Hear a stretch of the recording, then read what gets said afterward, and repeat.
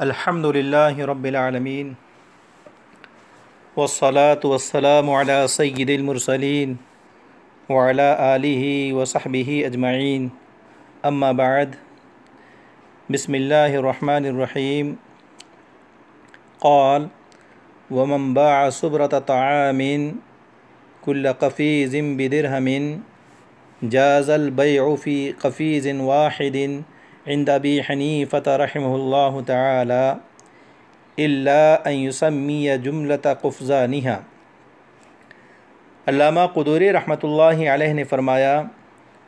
اور اگر کسی نے اناج کے ایک ڈھیر کو ایک قفیز بعوض ایک درہم کے حساب سے فروخت کیا تو امام ابو حنیفہ رحمۃ اللہ علیہ کے نزدیک فقط ایک قفیز میں بیع جائز ہے، مگر یہ کہ اس ڈھیر کے تمام قفیزوں کو بیان کر دیں۔ وقال يجوز في الوجهين له أنه تعذر الصرف إلى الكل لجهالة المبيع والثمن فيصرف إلى الأقل وهو معلوم إلا أن تزول الجهالة بتسمية جميع القفزان أو بالكيل في المجلس، وصار هذا كما لو أقر وقال لفلان علي كل درهم فعليه درهم واحد بالإجماع۔ اور صاحبین نے فرمایا ہے کہ دونوں صورتوں میں بیع جائز ہیں۔ امام صاحب کی دلیل یہ ہے کہ اس بیع کو تمام قفیزوں کی طرف پھیرنا اس لیے متعذر ہے کہ مبیع اور ثمن سبجیکٹ میٹر آف کانٹریکٹ اور اگریڈ پرائز دونوں مجہول ہیں، تو بیع اور سیل کو سب سے کم کی جانب پھیرا جائے گا، اور یہ معلوم بھی ہے، مگر یہ کہ جہالت تمام قفیزوں کو بیان کر دینے یا مجلس عقد میں ناپ دینے سے دور ہو جائے۔ اور یہ ایسا ہو گیا جیسا کہ کسی نے اقرار کیا کہ فلاں شخص کے مجھ پر کل درہم ہیں، تو اس پر بالاجماع ایک درہم واجب ہوتا ہے۔ وَلَهُمَا أَنَّ الْجَهَالَةَ بِيَدِهِمَا إزالتها ومثلها غير مانع، وكما إذا باع عبدا من عبدين على أن المشتري بالخيار۔ اور صاحبین کی دلیل یہ ہے کہ جہالت دور کرنا ان دونوں مراد عاقدین کے ہاتھ میں ہیں،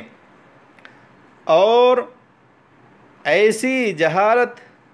جواز بیع کے لیے مانع نہیں ہے۔ جیسے دو غلاموں میں سے ایک غلام اس شرط پر فروخت کیا کہ مشتری کو اختیار ہیں، ثم اذا جاز في قفيز واحد عند ابي حنيفة فللمشتري الخيار لتفرق الصفقة عليه۔ پھر جب امام صاحب کے نزدیک ایک قفیز میں بیع جائز ہوئی تو مشتری کو اختیار ہیں، کیونکہ اس پر صفقہ متفرق ہو گیا۔ وَكَذَا إِذَا كَيَّلَ فِي الْمَجْلِسِ أَوْ سَمَّى جُمْلَةَ قُفْزَانِهَا لِأَنَّهُ عَلِمَ بِذَلِكَ الْآنَ فَلَهُ الْخِيَارُ كَمَا إِذَا رَآهُ وَلَمْ يَكُنْ رَآهُ وَقْتَ الْبَيْعِ۔ اور اسی طرح اگر اسی مجلس میں وہ ڈھیر ناپ دیا گیا یا بائع نے اس کے تمام قفیز بیان کر دیے،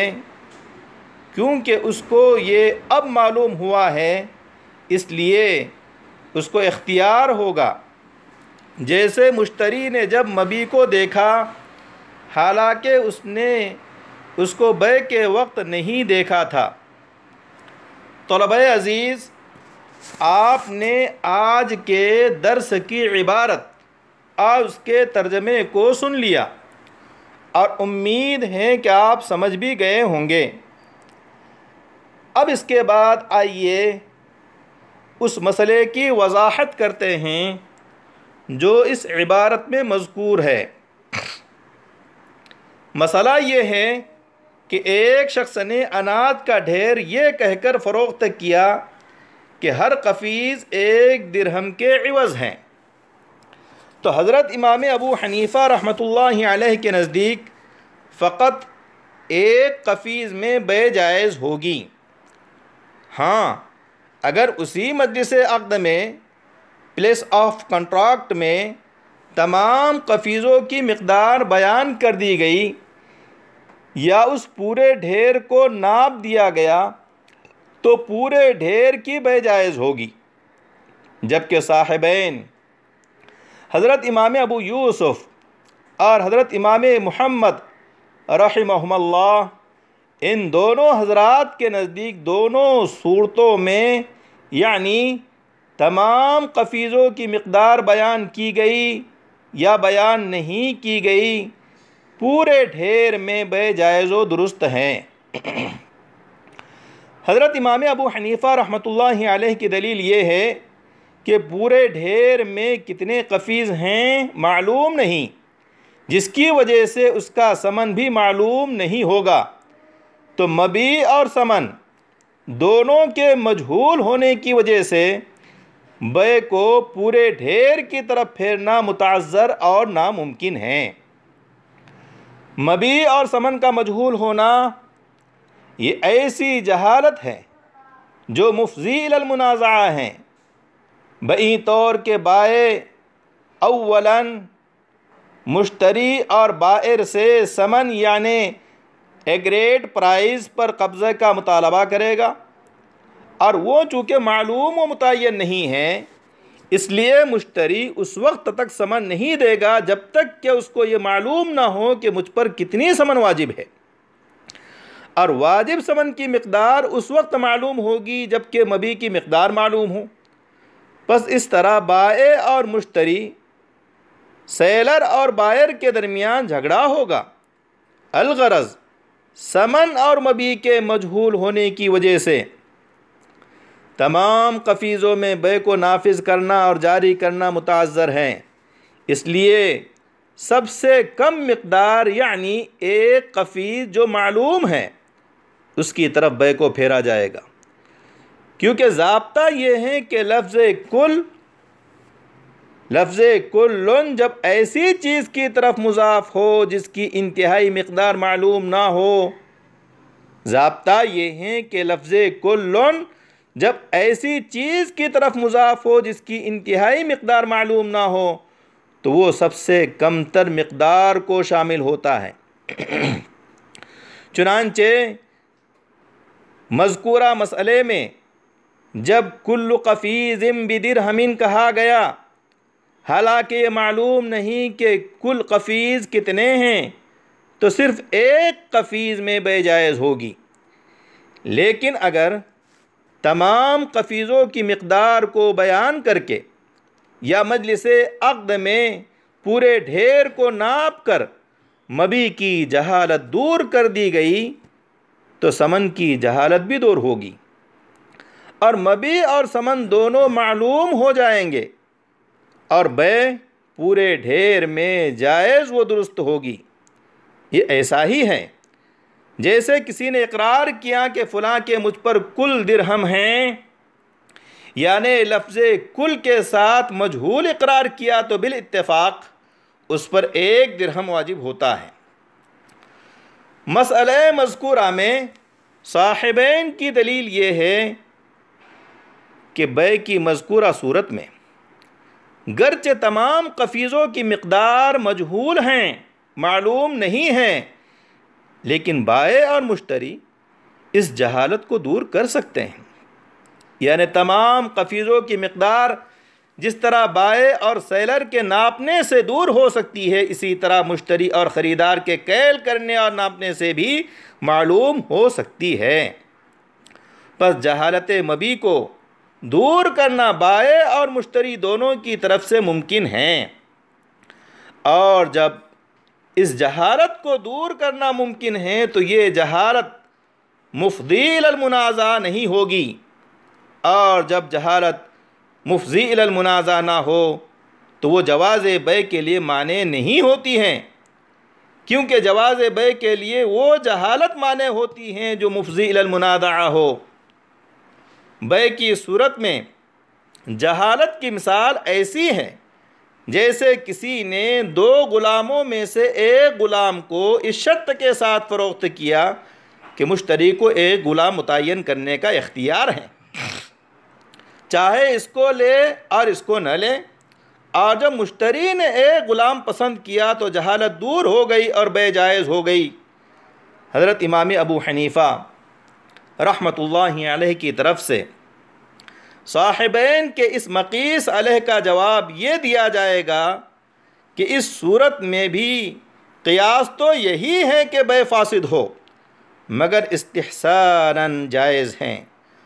اور استحسان کا حکم یہ ہوتا ہے کہ استحسان متعدی نہیں ہوتا۔ اس لیے امام ابو حنیفہ رحمۃ اللہ علیہ کے نزدیک مسئلہ مبحوث عنہا میں پورے ڈھیر میں بیع جائز نہیں ہوگی۔ صاحب ہدایہ فرماتے ہیں کہ امام صاحب کے نزدیک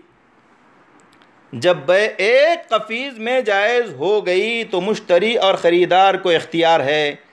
کہ وہ ایک قفیز کو لے یا نہ لیں۔ مشتری کے حق میں صفقہ اور معاملہ متفرق ہو گیا بئی طور کے پورے ڈھیر میں سے صرف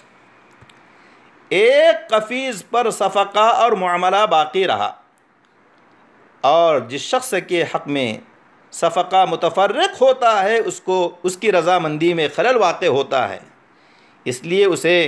لینے اور نہ لینے کا اختیار حاصل ہوگا۔ اب رہی یہ بات کہ صفقہ تو بائع کے حق میں بھی متفرق ہو گیا، اس لیے اس کو بھی اختیار حاصل ہونا چاہیے تھا، تو اس کا جواب یہ ہے کہ بلا شبہ صفقہ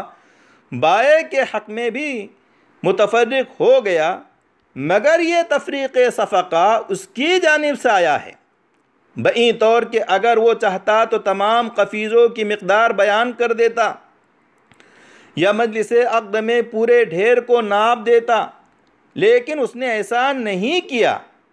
جس سے معلوم ہو رہا ہے کہ وہ اس تفریق صفقہ پر راضی ہے، اور جب وہ راضی ہے تو اس کو اختیار دینے کا کیا مطلب؟ لہذا بائع کو اختیار نہیں ہوگا۔ صاحب ہدایہ فرماتے ہیں اگر بائع نے مجلس عقد کے اندر پورے ڈھیر کو ناپ دیا یا ناپ لیا یا پورے ڈھیر کے تمام قفیزوں کی مقدار بیان کر دی